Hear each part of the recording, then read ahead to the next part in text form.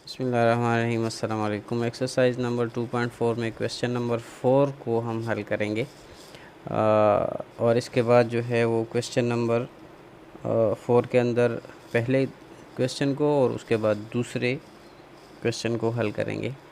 तो question number 4 में पहला सवाल ये है, 25/81 होल पावर 1/2।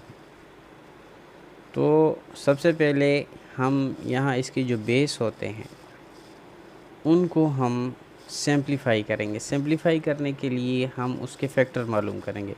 फैक्टर मालूम करने के बाद उसके पावर निकालेंगे और पावर निकालने के बाद जो है इसको हल करेंगे। इससे पहले इसके होल पावर को नहीं छेड़ना है, क्योंकि अगर उसको आप छेड़ेंगे तो उस सूरत में आपके पास आंसर जो है वो मुश्किल तरीके से आएगा। इसका इजी तरीका ये है कि ब्रैकेट्स के अंदर जो है सबसे पहले उसको हल किया जाए। तो उसको हल करने के लिए अगर जब हम इसको सिंप्लीफाई करते हैं 25 को और 81 को, तो जब इनको हम 5 मल्टीप्लाई बाय 5 और 3 multiply by 3 multiply by 3 multiply by 3,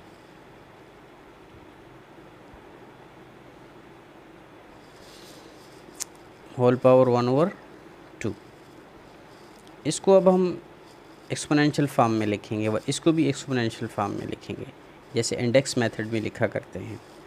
तो यहाँ पर इंडेक्स मेथड में लिखे 5 एक्सपोनेंट 2 और 3 एक्सपोनेंट 4 होल पावर 1/2।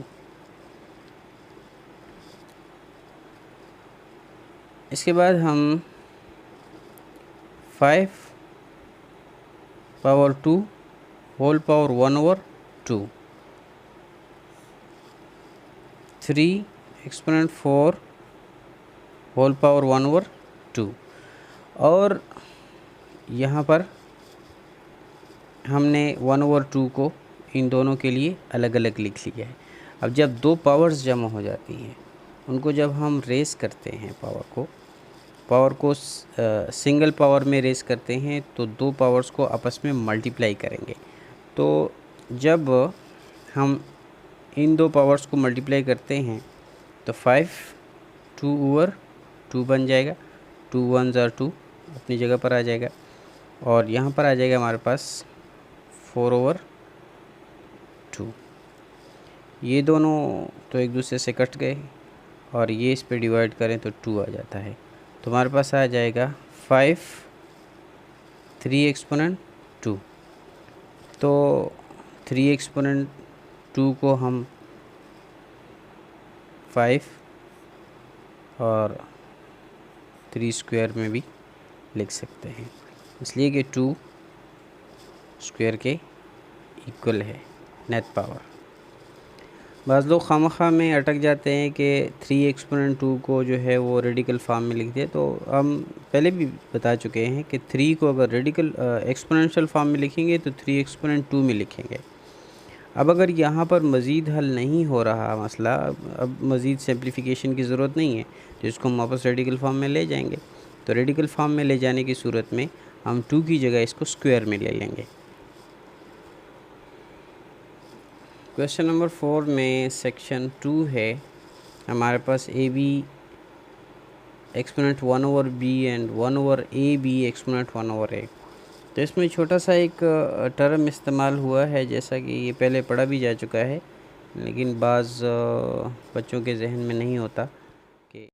तो यहाँ पर हम मिसाल से समझते हैं 1/ab जो है ये AB एक्सपोनेंट -1 के बराबर है।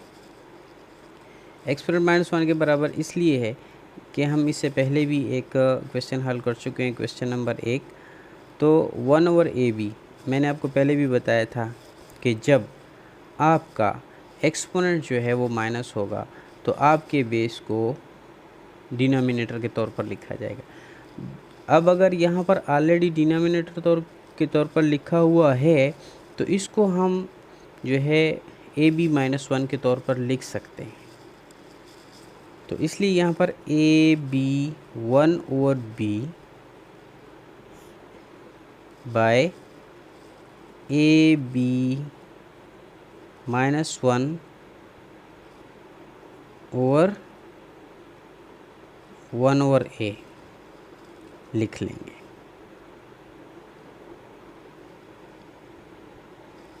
उसके बाद इससे पहले एक क्वेश्चन भी हमने हल किया था जहाँ पर दो एक्सपोनेंट जमा हो जाते हैं। तो जब दो एक्सपोनेंट जमा हो जाते हैं तो हम उसको मल्टीप्लाई करते हैं। तो अब -1 को 1/a के साथ जब मल्टीप्लाई करेंगे तो हमारे पास आ जाएगा A B 1/b A B -1/a।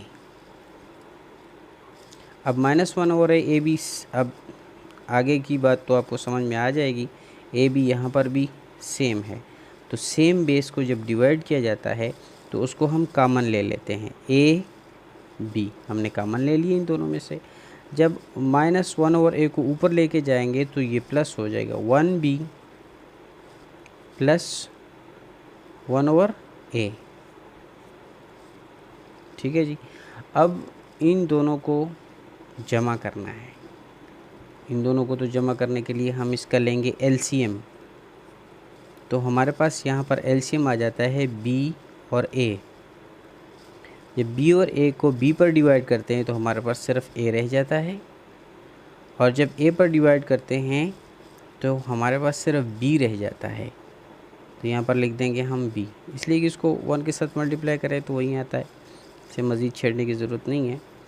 अब हमारे पास A B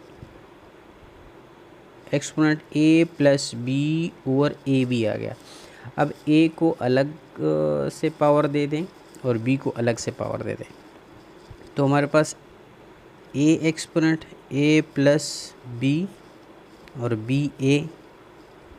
b exponent a + b/ba, ये हमारे पास इसका आंसर आ जाएगा।